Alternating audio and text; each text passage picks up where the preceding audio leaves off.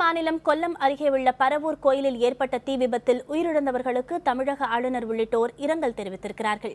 இது தொடர்பாக செய்திக்குறிப்பு வெளியிட்டிருக்கும் தமிழக ஆளுநர் ரோசையா, உயிரிழந்தவர்களின் குடும்பத்திற்கு ஆழ்ந்த இரங்கலும், காயமடைந்தவர்கள் விரைந்து குணமடைய பிரார்த்திப்பதாகவும் தெரிவித்திருக்கிறார்.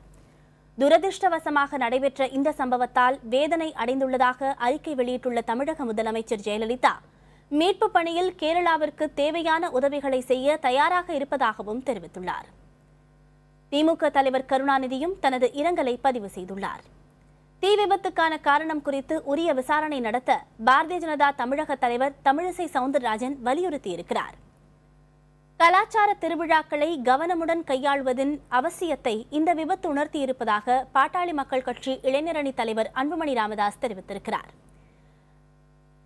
அன்புமணி உயிரிழந்தவர்களின் குடும்பத்திற்கு இரங்கல் தெரிவித்திருக்கிறார்.